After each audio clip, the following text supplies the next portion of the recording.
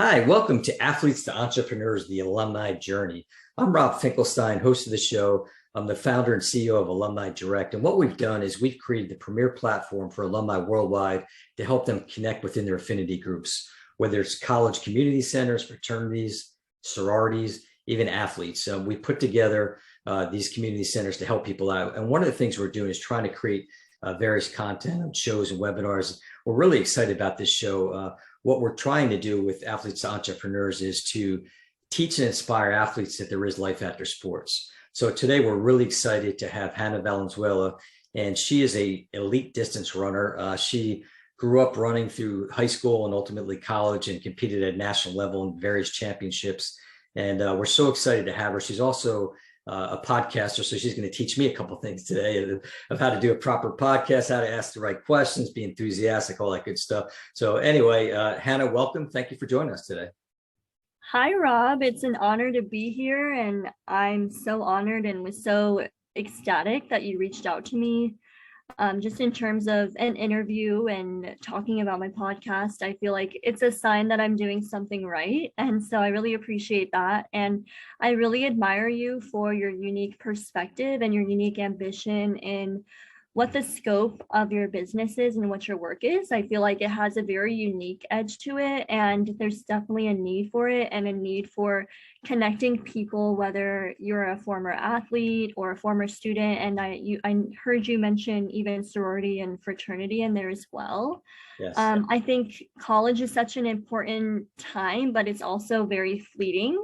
It goes by so quickly, and I think it puts you in this place where you have access to just a surplus of so many different things, resources and people and opportunity. And then it's over just like that, right? And I feel like you almost feel disposable because suddenly you have everything and then you have nothing. And it leaves people feeling very overwhelmed and a lot of other things as well. And so anyway, I'm excited to talk about a lot of important things today. Oh, great. Yeah. Again, thank you for being on the show. So I like to ask fun questions, and we're going to start out. Take me through your childhood experience, running and taking you up through high school and then ultimately to get into college. Talk a little bit about that. Absolutely. So I grew up, I wasn't always a runner. I dabbled in a lot of different things. I would say I started with music first and ballet and tried a few different sports. Soccer wasn't it for me. Basketball wasn't it for me, but running was something that I didn't find it, it found me. My dad was a former Marine, and so he's a very active man, and his way of bonding with my two sisters and I was waking us up as what he called 0 dark 30. And he'd wake us up early in the morning and take us running. And I loathed it, but I also knew it was kind of my only time I had really with my dad, just one-on-one like that. And so I grew to appreciate it. We were all very competitive with each other, my dad and my sisters and I. And so I think that we learned early on that we enjoyed that competitive energy, and I don't think any of us liked being like beat by each other. And so it kind of encouraged us all to like keep pushing ourselves. And I kept at it for a couple years. Like I said, I wasn't good at all to begin with. Both of my sisters were better than me. One's older than me and one's younger than I. And it kind of hit me, I would say, when we joined.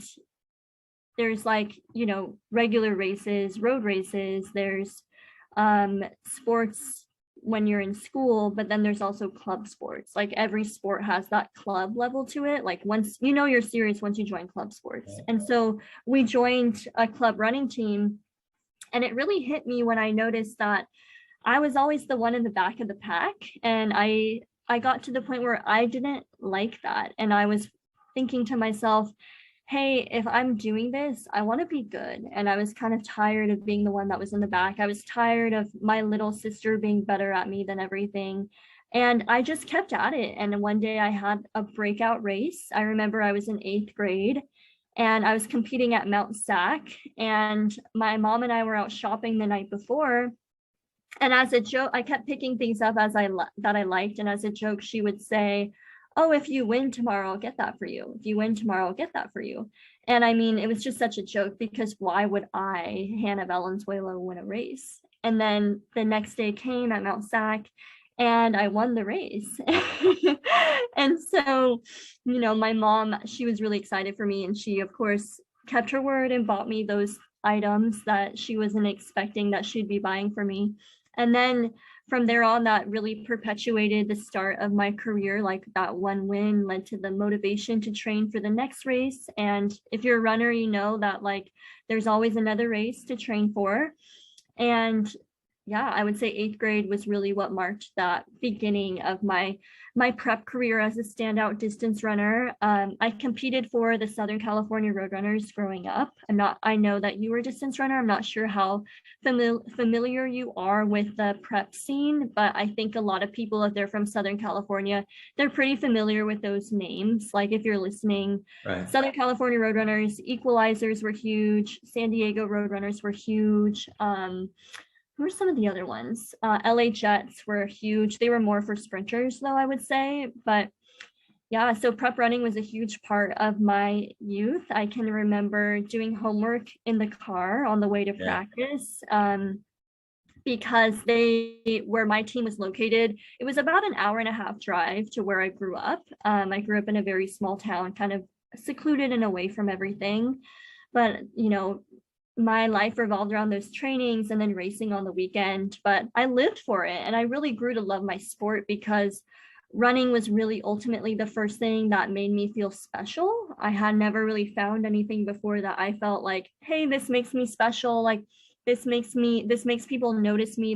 This gives me attention from other people. And I also felt really good about myself. It feels good to push yourself to do something and to work really hard at something, and then to see those tangible results.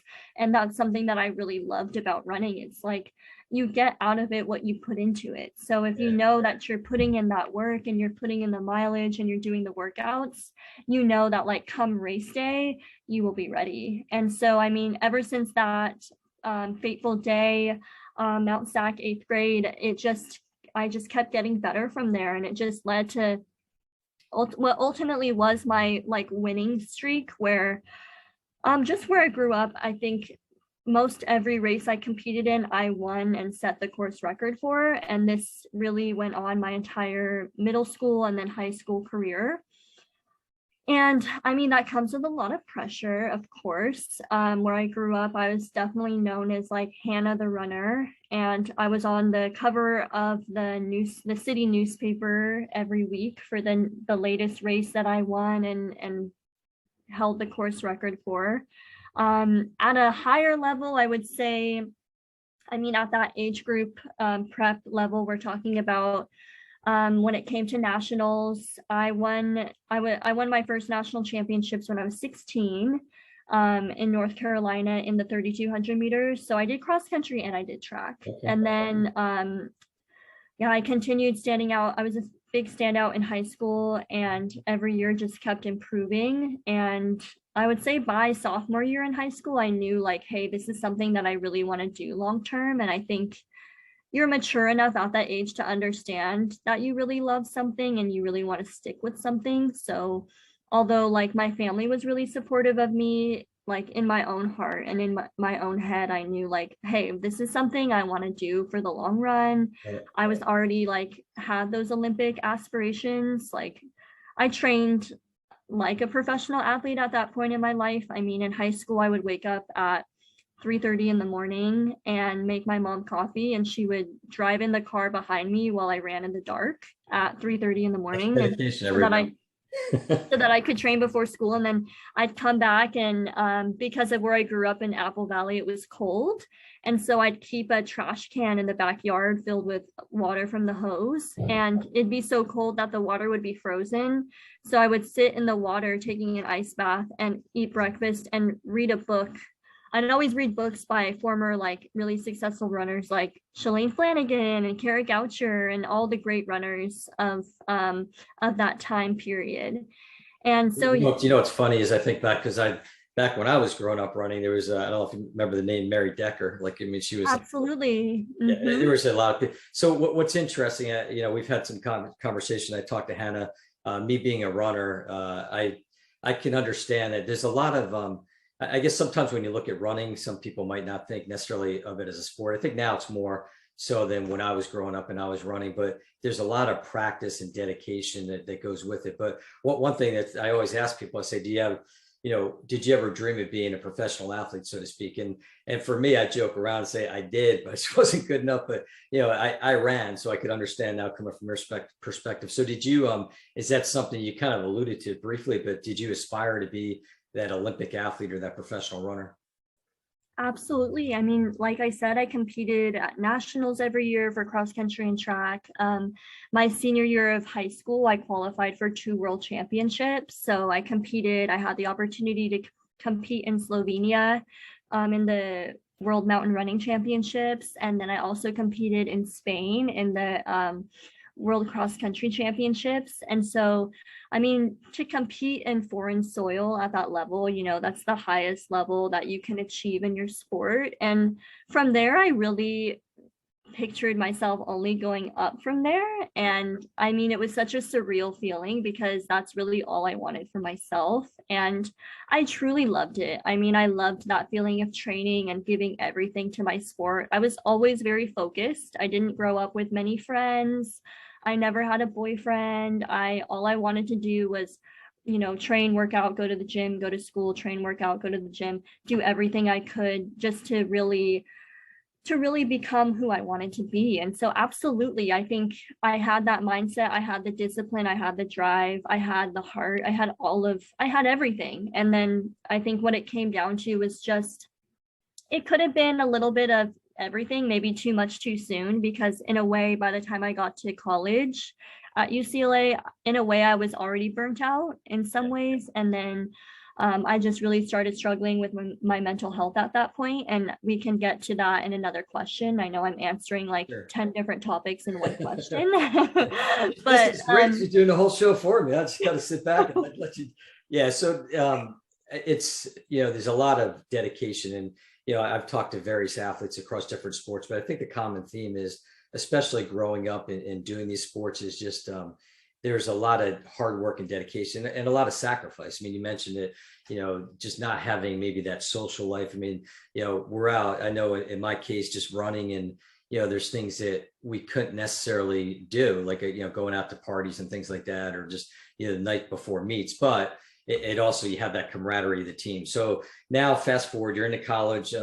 Talk a little bit about something that, we're trying to do is understand and help that whole community where alumni come back and maybe mentor, and you hear it across different sports. Some alumni, you hear stories about, and things are changing now with NIL and all that, but talk about your experience at UCLA. Were there alumni that got involved coming back, whether they were former runners or even just other sports? Did they work with the student athletes at UCLA?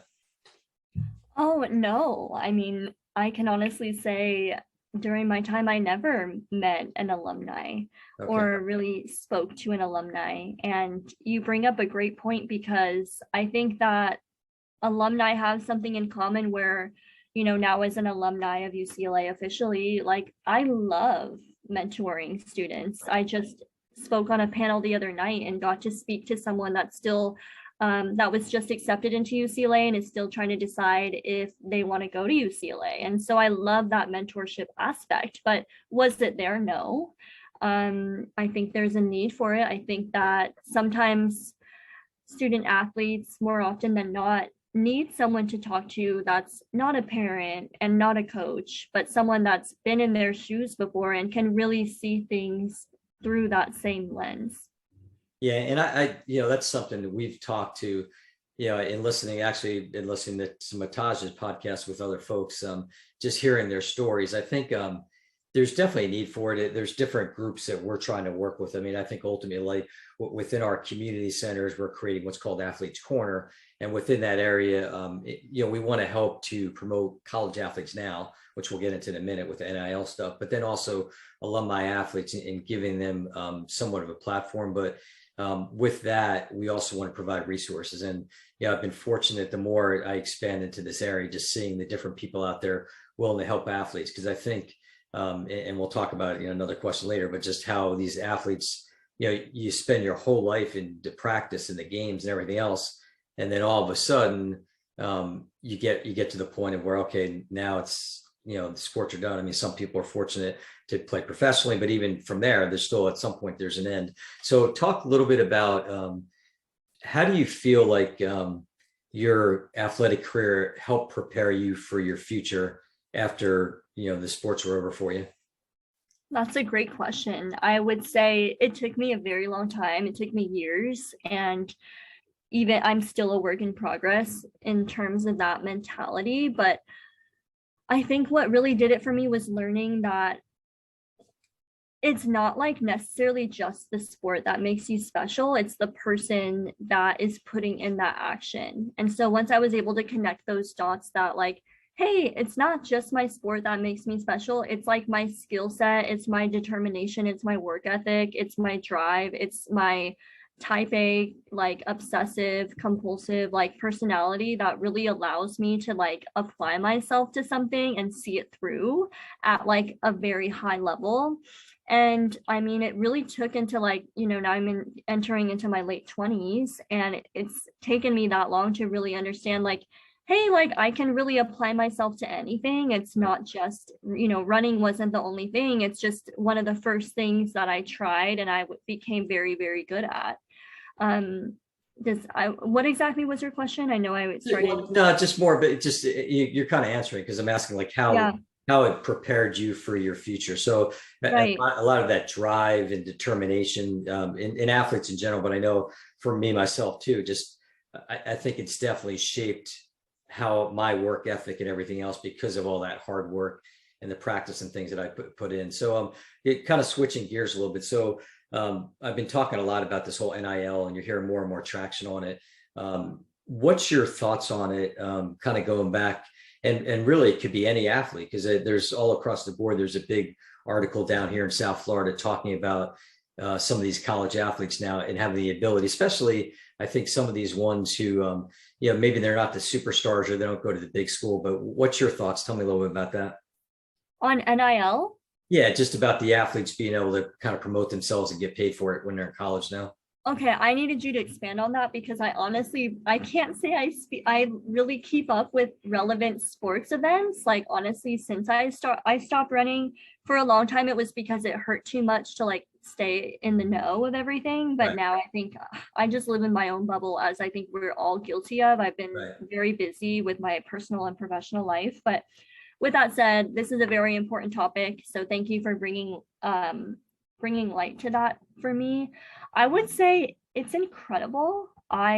And I actually have heard of it. I just didn't know the terminology, Right. but I think it's wonderful. It's taken me a while to figure out. The first, if you watch like the first 3 or 4 shows, I kept like, what's that called again? I'm asking these, former football players, but so yeah, for those that are listening, NIL is it's basically an initiative that's now allowing student athletes at the NCAA level to have opportunities to basically get their name out there, and you're using platforms to really leverage who you are, and maybe you're making money from it. Like you're definitely getting certain sponsorships out of it. You're getting more of a social media following from it.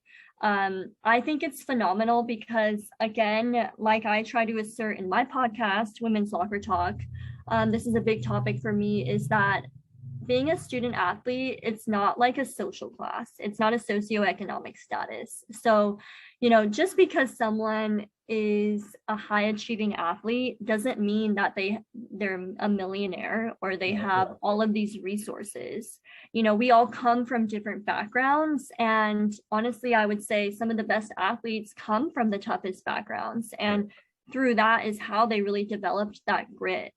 And so I would say it's amazing because it really allows them to get ahead in different ways and prepare themselves in different ways as well. I mean, I would say that some sponsorship opportunities are teaching them how to be entrepreneurs. It's giving them more developing their interests outside of their sport too. So if they're, start talking about different health products, maybe they're like, hey, I'm really passionate about, health and nutrition. Maybe that's something I want to pursue myself. Or, hey, like this sponsorship opportunity is actually helping me make extra money so that like I can pay my rent and I can quit this job where people don't respect my time and, you know, people make me feel bad about myself, or just different things like that. I think it's incredible. And I mean, there's this term that I really like called generational trauma, where as our society continues to progress, people that didn't get to experience those benefits of our current society, they're kind of bitter about it. But for me, like, I don't carry that like bitterness with me. I'm just so happy for the athlete, you know, the current student athletes, because, you know, we've always deserved that. It just took some time to really, for the public to kind of understand, like, hey, this is fair. I know, like, when I was going through it, through that time in my life, NCAA always had really rigid guidelines in terms of like what deems you professional versus not professional. Like, I remember little things like you couldn't even accept shoes from a road race, or else that would consider you professional. I remember just going through those NCAA, what was it called? I remember there was a portal where you had to go onto to like make sure everything was up to date. Like, did you accept any money this year? Did you accept this? Did you accept that?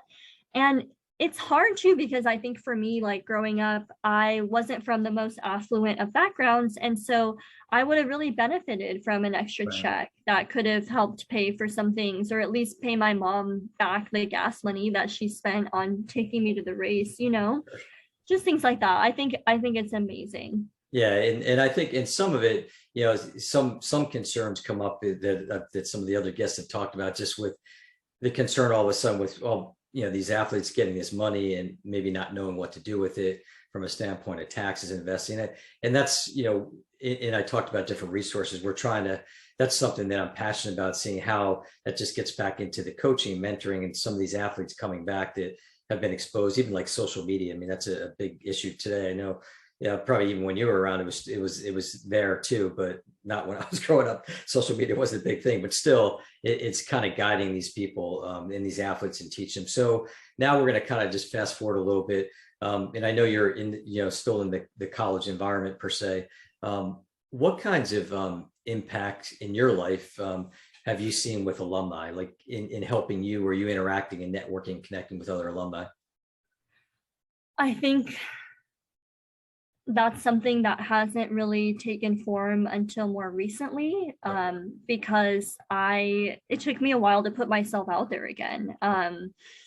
I don't know how much you listen to my podcast, but I talk about my struggles with my mental health, and that is ultimately what led to the end and the demise of my career. Right. I struggled with eating disorders. I struggled with bipolar depressive disorder. I struggled with severe depression and suicidal ideations.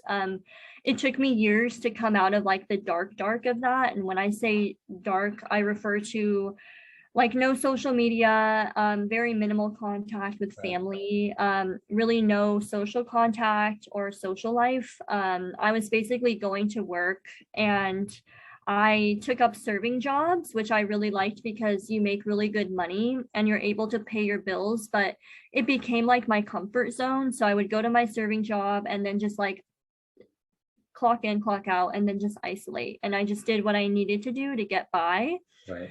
But I knew in the back of my head, like, hey, I really want to be someone that can help other people. But I also knew that I wouldn't be able to do that until I could really fully help myself. And because of that, I just didn't socialize or talk to people. And so that's something that hasn't taken form, like I said already, until more recently. But being able to connect with people, and it doesn't even matter. Like, I feel like no matter what age you are, no matter what like background you are, just having that commonality between each other, like, hey, I was a former collegiate athlete, like that alone just like it like makes my heart flutter, and it's like so comforting to be able to talk to people about that, and it brings you back to that time, and it's such a special connection that you can share with someone. It doesn't matter the walk of life they're in. Right. Being able to like actually like reflect and talk about your experiences and like what's the same and like what's different, it's amazing. And I think that it's again like what I said, what you're doing is such an amazing needed thing. Yeah, and that's, you're right, because you want to, it's those experience, and like you said, it doesn't matter what age you are. I mean, you know, you go back and just you kind of reminisce about things that went on campus, and yeah, obviously over the years things change. Actually, UCLA was a very nice campus. I visited when I was younger. It's like at Westwood's a nice area. So, so now, we're going to get into, kind of what you're doing. But before we do that, you touched on a lot of things and kind of your personal journey and what you went through. And I think a lot of athletes do go through that. And like I said, we're trying to teach and inspire. So there's definitely, people like yourself that now have come out on the other side, and just people that have had a lot of success and they want to give back and help. So what kind of advice would you give to athletes? And like, it doesn't matter what sport, and like we talked about, it could be they just finished their collegiate career, or maybe they got hurt when they're in college, or they were a professional athlete, but now they're done. And now they have to go into this real world where they might not have that experience of being teaching. So give some advice to our viewers and listeners to how to kind of handle that. Absolutely. I would say, first and foremost, be your number one advocate. No one else knows your heart and your journey and your dreams better than you. So if that is your dream, to really pursue sports at the highest level, then do that, pursue that. Like, no one else is entitled to tell you that you can't do otherwise. Like, of course, first and foremost, but also that's not to say don't like pursue opportunities and skill sets outside of that as well. There's no such thing as cheating on your sport. I used to always feel like that, like, I can only run, I can't do this, or I can't try this. Like, running will get jealous. I don't know what I thought. Running will get jealous, or God will discipline me because I'm not, doing enough for my sport. But you're allowed to explore other outlets and other skill sets. You can get an internship, training takes up a lot of time, but you can still squeeze things in. Build your networks, like talk to people, and also be in the know, and like be mature and realistic enough to understand that, like, yes, you probably, like, if that is in your mind and your heart that you want to be at that level, then yeah, you're probably not that far off from it, to be realistic. But at the same time, really understand that, like, it's not as glamorous as it seems. I mean, I was pretty close to that level. Like I said, I've competed at the world level. But I mean, with that said, professional running isn't the most glamorous sport. I mean, the checks, it's not the NBA, it's not, this isn't the NFL.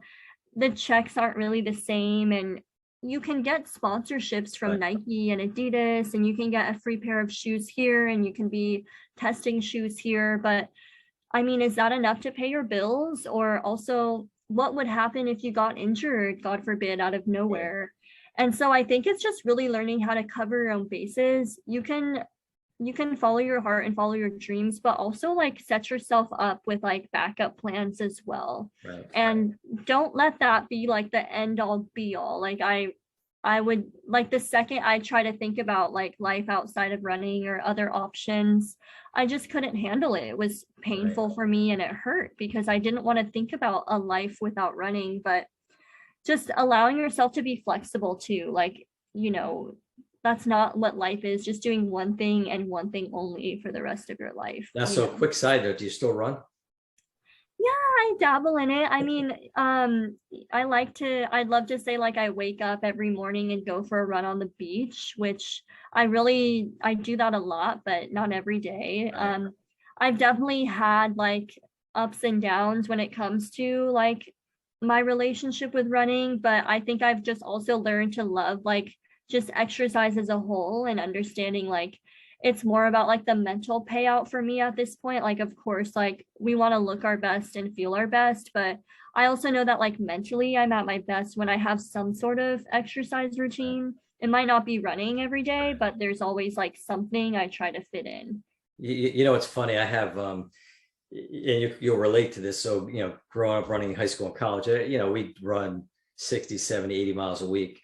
And so every once in a while now, people are like, oh, you're going to run a marathon. It's great. And I'm like, listen, when I was in shape in high school and college, and I was running 10, 12, 15, sometimes 18 miles, that was the time to do it. Now I have no desire to run a marathon. The time has passed. I could have done it when I was younger. I just didn't have the desire to do it. Right. Have you run a marathon? People love going for that question. People love going for the marathon question every time for some reason. I don't know why it's always marathon.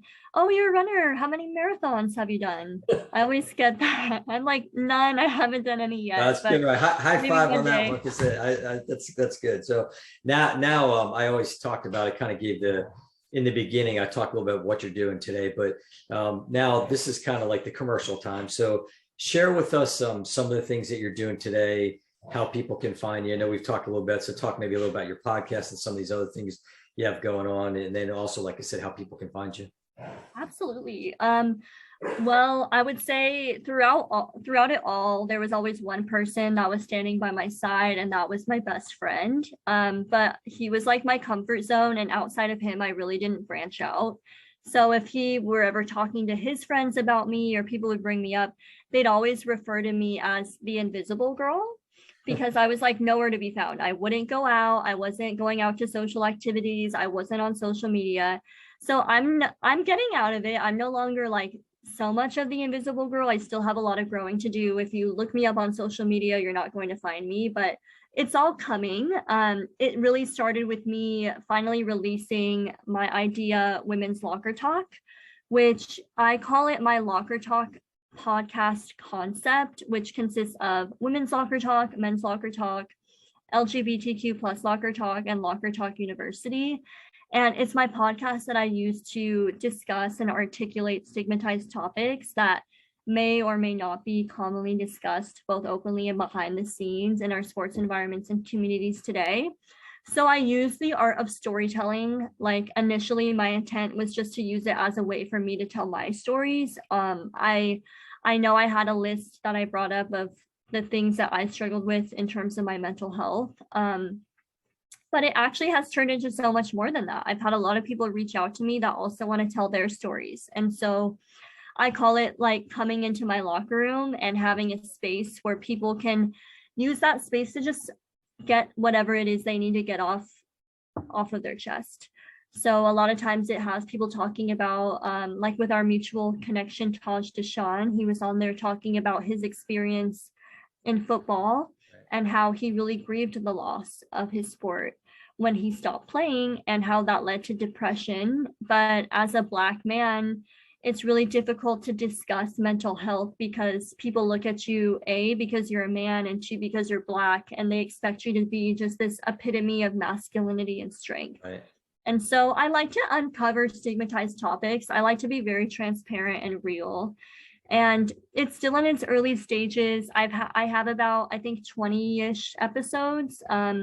I have a few I need to release. I've just been a little busy lately, but with that, next I have a website coming up where that has a lot of exciting things. So stay tuned if you're listening and you're interested. I have merchandise in development that I'm excited to start selling so that people can wear like Women's Locker Talk merchandise. And I'd love to have a lot of like quotes on it that are like inspirational, like body positivity and mental health awareness focused. And then from there, just building the social media just so that like it can just be a way where people can start seeing the content, because I mean, if no one knows about you, it's really difficult to like really get the word out there. Right. But that's just like a big portion of like something that's going on in my life right now. I wanted to do it for a really long time, so I'm happy that I'm doing it finally, and I'm happy that you found me. And like I said at the beginning, it tells me that I'm doing something right. You are. It's great, actually. It funny, like she mentioned the mutual person, Taj. That I was listening to the podcast and I heard Hannah's podcast and just inspired me to talk to her, because I think there's, like I said, we're all about helping people, and that's the fabric of Alumni Direct. And so I think the more I see the whole need for athletes, because they do go through a lot of stress points after they're done with their careers. And so if there's ways that we could guide them. So your show sounds, fantastic. I know you talked about being writing, and everybody talks about you got to write one book, which I haven't really thought about. I know it's going to take a lot of time. Someday I guess I will. But anyway, so how can they find you? Is there like, because I know you said you're not too much on social media, you're working on a website. Is there at least, how do they find your podcast? Is there like maybe a Twitter handle that you go by in this new social media world? Right. Honestly, not yet. But all I can say to that is just stay tuned. Within the next 6 months, you'll be probably seeing me everywhere. Okay. So just remember the name Women's Locker Talk. And I constantly have new episodes coming out. Most people release episodes one at a time. I release episodes like seven at a time. You're So kind of like Netflix, huh? it keeps me busy. So yeah, just stay tuned. I'm where I approach things in the same way I approached running. I just Right. things happen. I have the endurance and things happen very quickly and very consistently. Right. Well, great. Well, it was great talking to you. I really appreciate it. You can find us out on alumnidirect.com. We're also on Facebook and LinkedIn. You can follow us on YouTube. The show's on our YouTube channel. We also are on podcast now. So it's exciting. I really want to help get the word out and, promote as many athletes as I can. So thank you so much. Thank you, everybody. We look forward to seeing you again on the next episode.